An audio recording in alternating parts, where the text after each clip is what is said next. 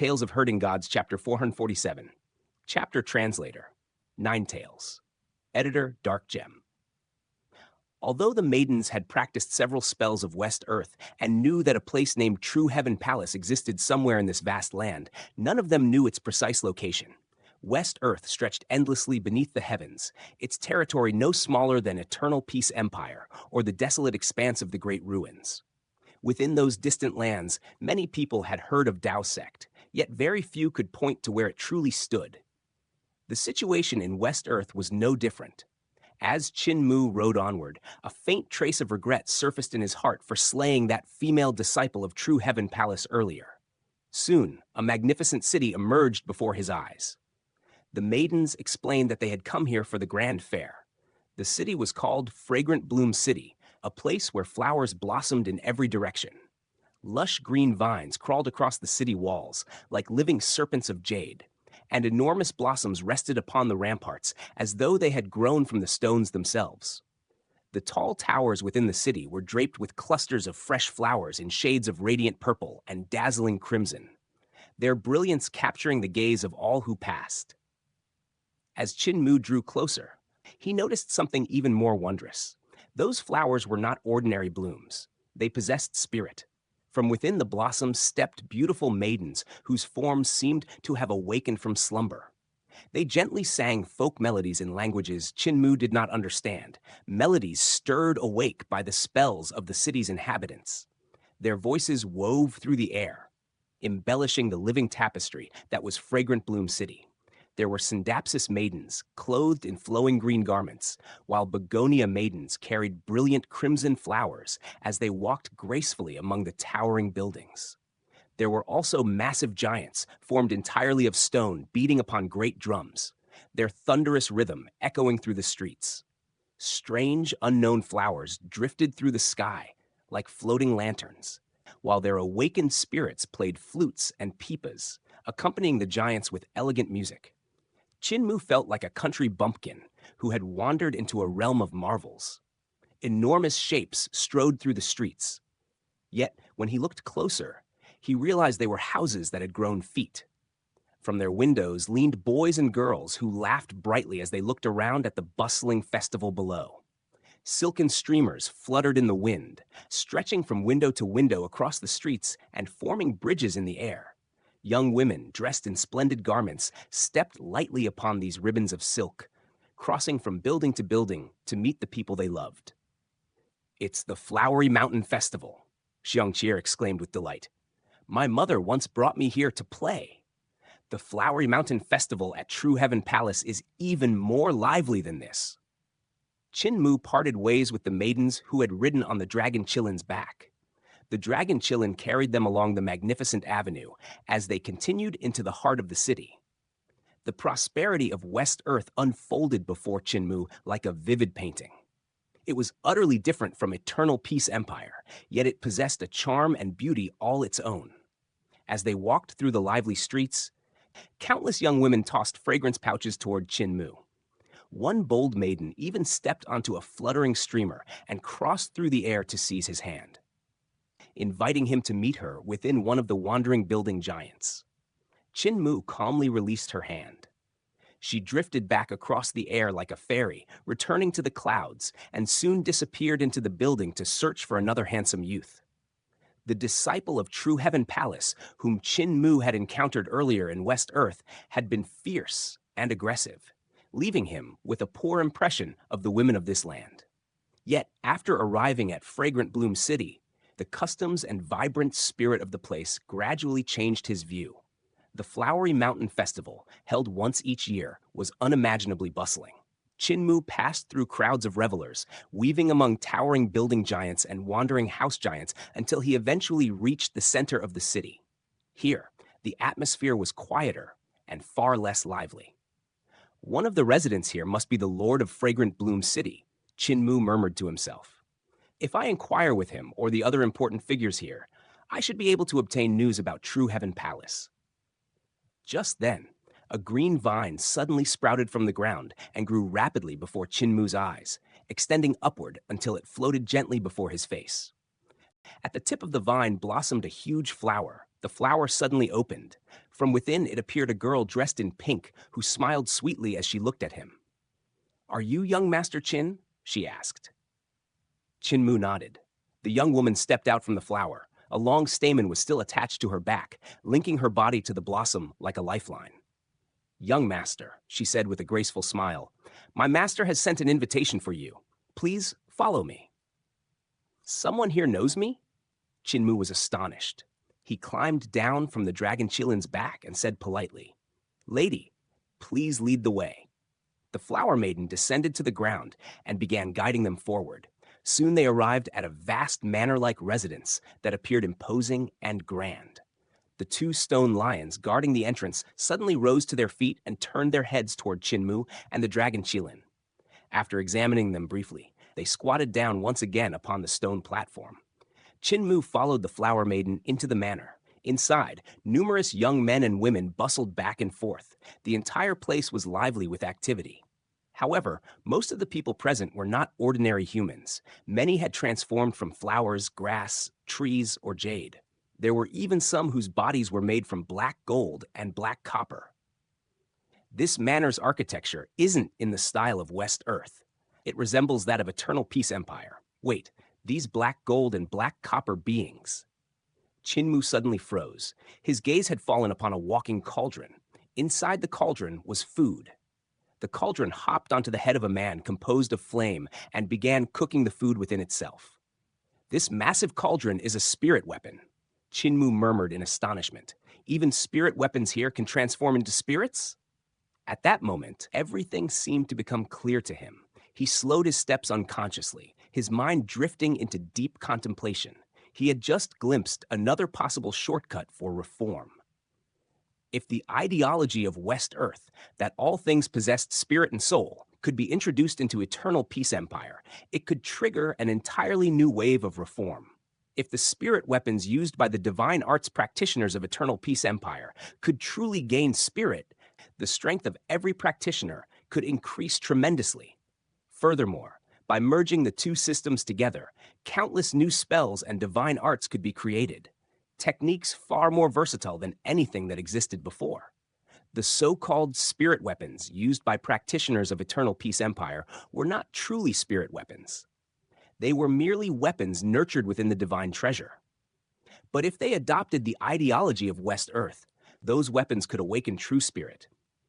The spells of Eternal Peace emphasize overwhelming attack power, Qin Mu reflected silently. They possess countless strange techniques and miraculous skills.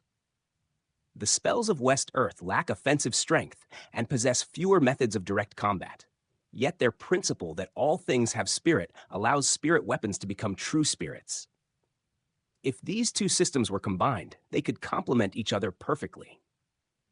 The most difficult challenge would only be merging West Earth's spells of awakening spirit with the techniques of Eternal Peace Empire, so that practitioners could sense the spirits hidden within their weapons and awaken them.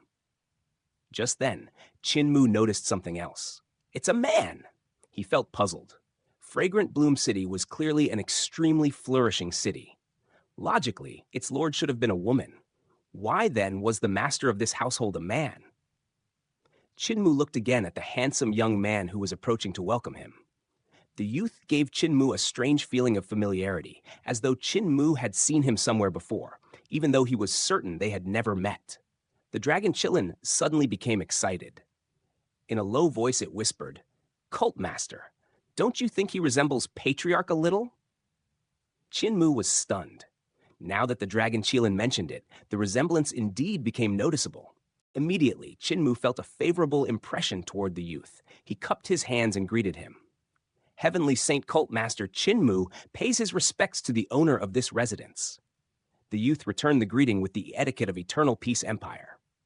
"Cult Master Qin, Geike greets you." He smiled faintly and continued. "Not long ago, Cult Master's portrait spread throughout all of West Earth. Your reputation stirred quite a commotion. Many young talents are eager to meet Cult Master Qin." He gestured politely. "Please come this way." Qin Mu's face darkened slightly. When he had brought Xiangqie along to West Earth, his plan had been to allow Eternal Peace Imperial Preceptor and Xiang Xiyu to take the forefront. Their reputations far surpassed his own. One was the imperial preceptor of Eternal Peace Empire. The other was the former palace master of True Heaven Palace. Naturally, they would attract the attention of West Earth. If that happened, Qin Mu and Xiang Qir could travel unnoticed, making their journey much safer. His true goal here was merely to study the social customs of West Earth. In the future, Eternal Peace Empire would inevitably send its armies here and annex this land as part of its territory. The Imperial Preceptor's strategy was to proceed from the top down. If they could seize control of True Heaven Palace before war broke out and persuade it to surrender allegiance to Eternal Peace Empire, the casualties of war could be greatly reduced. Yet Qin Mu had never expected that Pangong So, that meddlesome scoundrel, would expose his presence. Now his wanted posters were spread across every city and town in West Earth. Brother Gay K is too courteous, Qin Mu replied calmly. As he walked beside Gay K, Qin Mu noticed that the men and women surrounding the youth were all far from ordinary. Their cultivation levels were formidable, yet each of them looked at Qin Mu with hostility, as though itching to fight. Only because Gay K was the host did they restrain themselves from making a move. Qin Mu studied JK again, suspicion stirring in his heart. The young man resembled the young patriarch slightly. The manor itself was built in the style of Eternal Peace Empire, rather than the circular architecture of West Earth. Even Gay K's etiquette was identical to that of Eternal Peace. Could it be? Had Patriarch once traveled to West Earth and married into a family here? That doesn't make sense, Qin Mu thought. He doesn't look older than 16 or 17. Even though Patriarch has always been charismatic and flirtatious, 17 years ago he was already an old man. How could he possibly have come to West Earth for a visiting marriage? Then another possibility surfaced. However, Patriarch himself still looks like a young man. Perhaps JK has cultivated the creation techniques recorded in the great educational Heavenly Devil scriptures and halted his aging. Geek held them toward a towering building. Vehicles arrived continuously from all directions. The people arriving clearly possessed extraordinary status. Some rode clouds that were tethered to ancient trees. Others arrived atop strange beasts. One guest even arrived carrying a small mountain. Only people with significant reputation were allowed to enter the manor. All of them appeared young. They were likely influential figures of the younger generation who had come to attend the Flowery Mountain Festival. After all, no one would choose an old man or old woman as a partner during the Flowery Mountain Festival. JK invited everyone to take their seats. Qin Mu sat down while suppressing the doubts swirling in his mind. JK clapped his hands. A servant brought forward a painting. The young host slowly unrolled the scroll. The painting depicted none other than the Devil Cult Master. JK smiled. True Heaven Palace sent this portrait of Cult Master Qin. They claim you are a fugitive from great ruins. He looked at Qin Mu with interest. I wondered whether the daring Cult Master Qin would truly dare enter my fragrant bloom city. I never expected that you actually would. Cult Master Qin possesses remarkable skill and tremendous courage. He gestured around the hall. Since you are here, allow me to introduce the elites of West Earth. He pointed toward a woman. The female hero beside me is Yu Jingfang of Fragrant Bloom City. Her family background is deep and influential. The reason Sister Yu carries the surname Yu is because her ancestors belong to the branch lineage of West Earth's Yu family. Cult Master Qin should know of them, correct? Qin Mu nodded. The current palace master of True Heaven Palace also belongs to the Yu family. Gay smiled. Sister Yu controls 10,000 grand fields and 18 mountain ranges. She is the successor of the Yu family. Her cultivation stands at the 7 Stars realm. Qin Mu smiled and nodded politely toward Yu Jingfang. She returned the gesture with a slight smile. JK continued speaking. Of course, there are also men who serve as household leaders in West Earth. This gentleman is Yue Qingshan, the young master of West Earth's Heavenly Province sect. The Heavenly Province sect is led by men, and their cultivation methods resemble those of Eternal Peace Empire. They possess a good reputation in West Earth. Brother Yue Qingshan's cultivation stands at the 6 Directions realm. Qin Mu greeted him. Yue Qingshan raised his chin proudly. Even though my cultivation is only at the 6 Directions realm, the spells and divine arts of Heavenly Province sect have ancient origins. They were passed down to us by gods. Chinmu's interest was immediately stirred. I have encountered many techniques left behind by gods, he replied with a smile. They are indeed quite impressive. Geike then turned to another woman. This lady is even more extraordinary. However, she is not from Fragrant Bloom City. She is from True Heaven Palace, senior sister Ting Fang. Chinmu looked toward the woman. She stepped forward dressed in magnificent robes, her beauty exceptional. Chinmu praised her. A garden full of blossoms. Senior sister Ting Fang truly has a fitting name. Ting Fang smiled faintly. Cult Master Qin, the elders of the palace wish to bring you to justice. It is not my personal intention to oppose you. Please forgive me. Geike continued introducing the rest of the guests. Every one of them possessed an impressive background. Chinmu greeted them each with a calm smile. Their cultivation levels were high. Among the younger generation, they could indeed be considered extraordinary talents. Once the introductions ended, Chinmu smiled and asked, Brother Geike has introduced so many distinguished figures. Why not introduce yourself as well? JK laughed lightly. I am merely the landowner here. Fragrant Bloom City is a property my parents left to me. It is nothing worth mentioning. He looked toward Chinmu with interest. Cult Master Qin, now that so many elites have gathered here intending to capture you, how will you respond? Chinmu looked around the hall. His gaze swept calmly across every face present. Then he spoke sincerely. Brothers and sisters, you all appear to be talented people. So why have you come here to die? Translator, Ninetales. Editor, Dark Gem. When Geike's words fell upon the hall, the people gathered in the building immediately erupted into endless sneers, their laughter filled with ridicule and hostility. Chinmu paid them no heed at all. A calm smile rested upon his face, as if their contempt was nothing but drifting dust in the wind. If not for the great ruins standing like a vast chasm between West Earth and eternal peace, he said leisurely, West Earth would have long ago been wiped from existence by eternal peace. His gaze swept slowly across the hall. To speak honestly, the paths, skills, and divine arts of West Earth have already fallen behind the tides of time when compared to those of eternal peace, and yet even the spells and divine arts of eternal peace are slightly behind the times in my own eyes. That is precisely why I have come here, to seek change. He paused slightly, his tone calm yet heavy with warning.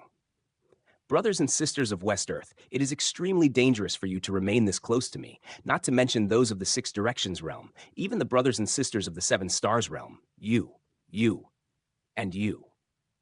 He pointed directly at several of the Seven Stars experts present and slowly shook his head.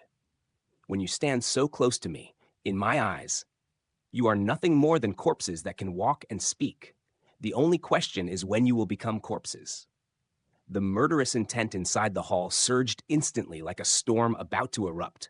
Yue Qingshan suddenly stood up from his seat, his expression filled with cold scorn. Cult Master Qin, how arrogant! City Lord JK, since you are the master of this place, I would very much like to exchange a few moves with this Cult Master Qin. Is that possible? JK laughed loudly and waved his hand in a carefree manner. Everyone gathered here tonight are honored guests attending the Flowery Mountain Festival of Fragrant Bloom City. Why must we draw swords and daggers? Would it not be better if everyone simply found a lover they admire and spent the night in joy? He leaned back slightly, his smile widening. Of course, if everyone insists on fighting, I would hardly be able to stop you, would I?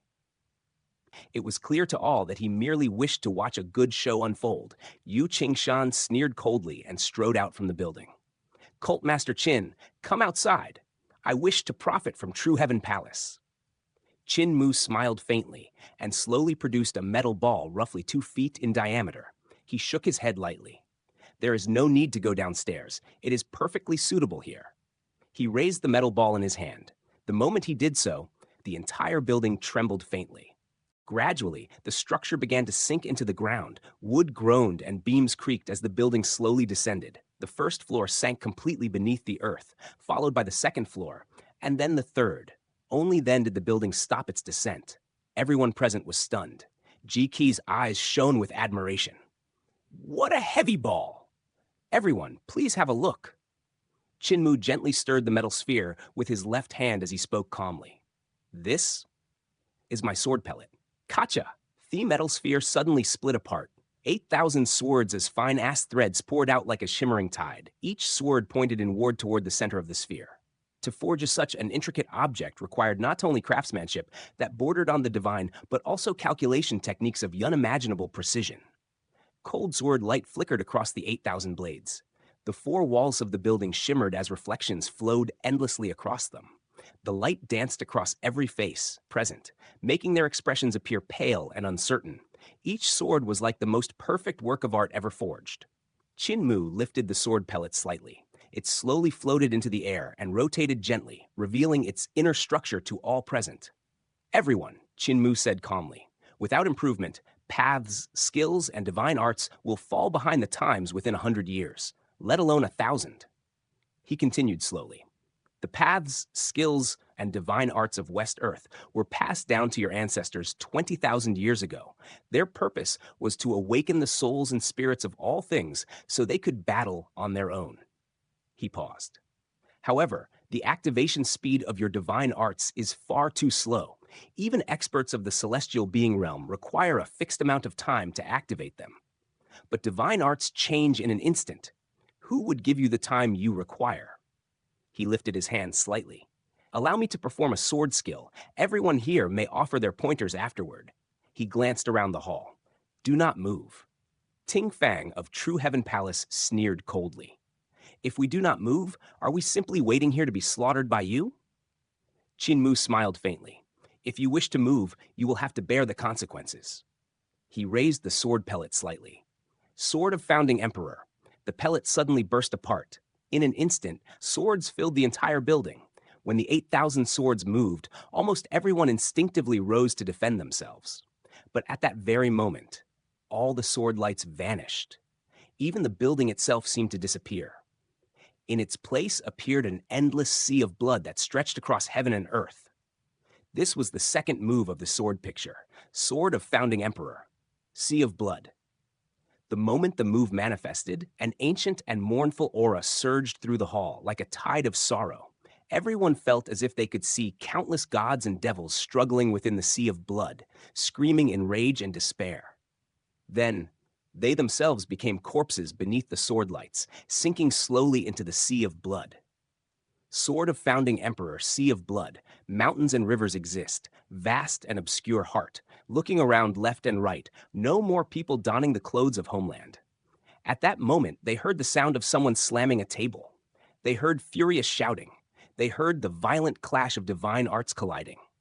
But the sounds lasted only for a brief moment. Then, the crimson sea slowly faded away like time slipping through one's fingers. They saw the back of a solitary man carrying a divine sword. He turned his head slightly. Loneliness and decay seemed to tug at the heart.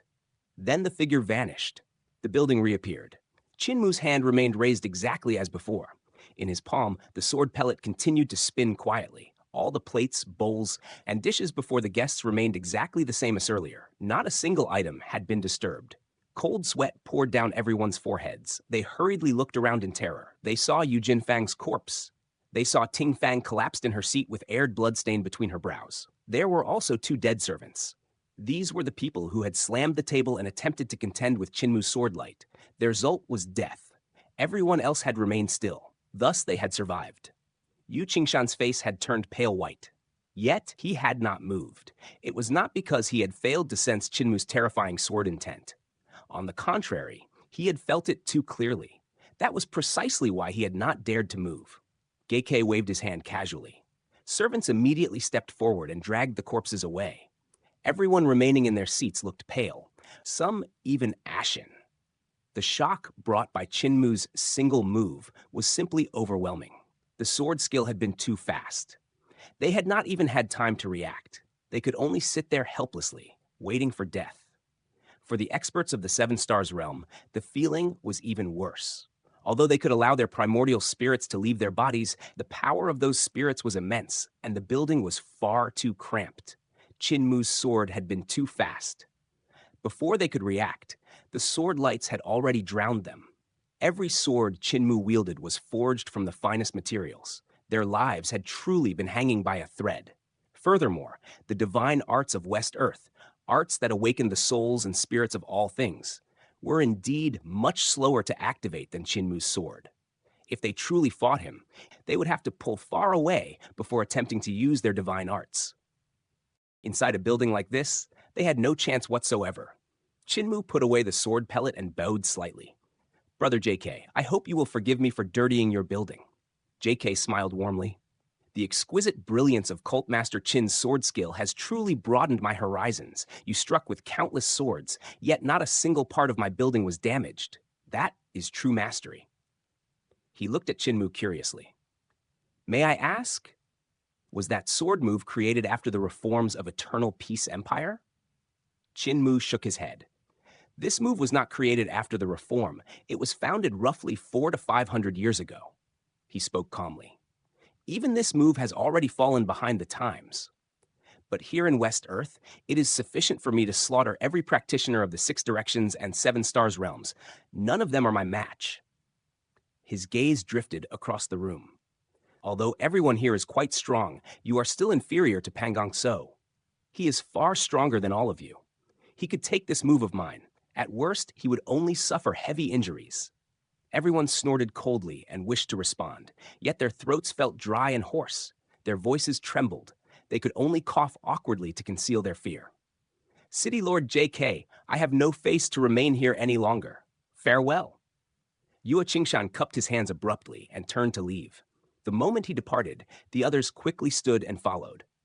Soon the entire building was empty, except for Chinmu and his host. "Cult Master Chin," Geike said curiously, "you brought very few experts with you this time. Only the dragon Qilin in the celestial being realm. Yet West Earth is filled with powerful cultivators. Are you not afraid of dying here?" Chinmu smiled faintly. "Brother Geike recognizes the dragon Qilin?" Geike did not reply. Chinmu chuckled lightly. "There are many people who wish to kill me. But so far, no one has succeeded." He paused briefly. "My journey here was not to challenge all the elites of the world. I came merely to tour the land and learn about it." He looked at JK. "Does Brother JK know where True Heaven Palace is located?" "True Heaven Palace is the sacred ground of West Earth," JK replied with a smile. "Everyone here knows it. If Cult Master Chin wishes to go there, I can point you in the right direction." Chinmu thanked him and smiled. "True Heaven Palace is pursuing me, yet Brother Geike treats me like an honored guest. Are you not afraid they may cause trouble for you?" JK laughed loudly and shook his head. "True Heaven Palace may be powerful, but they are not so reckless. Although it is the only sacred ground in West Earth, it is not True Heaven Palace that rules this land." He paused meaningfully. "It is High Heavens. True Heaven Palace would not disturb High Heavens over such a minor matter." He clapped his hands. "Bring a copy of West Earth's geographic map for Cult Master Chin." Chinmu's expression grew solemn. Geike's words had revealed something extremely important. True Heaven Palace and High Heavens clearly shared some form of relationship. A servant approached and respectfully handed the geographic map to Chinmu. As he accepted it, Chinmu could not help asking, "City Lord GK, your manor seems to have been built in the architectural style of Eternal Peace." JK smiled faintly. "Cult Master Chin, you should leave now. You have killed Ting Feng of True Heaven Palace and Yu Jinfeng of the Yu family. That alone is already a great disaster." He gestured toward the outside. "Those who left earlier are not going to attend the Flowery Mountain Festival. They have gone to report what happened and call for reinforcements. If you remain here any longer, you will not be able to leave." Chinmu stared deeply into his eyes. "How long did Patriarch stay here?" Geike fell silent. After a long moment, he replied quietly, "Not long. He came once each year and taught me many things. The last time he left, he told me he might never return." Geike looked toward Chinmu. "Cult Master Chin, has he passed away?" Chinmu remained silent for a moment. Then he walked toward the window and looked down. Below the building, the dragon Qilin stood with its ears raised sharply. It was clearly trying to eavesdrop on the conversation above. "No," Chinmu smiled softly. "Patriarch has most likely become a god." Below, the dragon Qilin's ears drooped once more. It lay down lazily on the ground, its tail stretched out behind it. Geike walked to the window and looked down as well. He saw Xiongqir climbing onto the tip of the dragon Qilin's tail. The massive beast lifted its tail and allowed the little girl to slide down it like a playground slide. Her laughter rang brightly in the courtyard. I met the dragon Chilin when I was young, Gei said quietly, but he no longer remembers me. He shook his head. You have brought the little princess of True Heaven Palace with you, and yet you still intend to reach that place alive? He sighed softly. No wonder True Heaven Palace wants you captured so badly. He glanced at Qin Mu again. Do you truly not require my assistance? I did not become a city lord without some ability. My father taught me many things. Qin Mu shook his head gently and walked out of the building. You have your own family. I will not drag you into danger, he called out below. Fatty Dragon, cheer, let's go. Gei escorted them out of the manor. As Qin Mu departed, Gei waved to him. Qin Mu seemed to notice and turned back, waving in return. Gei could not resist asking one final question. Will I be able to see him again? Qin Mu's voice echoed back clearly. After you become a god, you will probably see him. Gei smiled as he watched them leave. Yet once they disappeared from sight, his smile slowly faded. Every time he speaks of father, he says probably. Gei lowered his head slightly. Father truly is gone.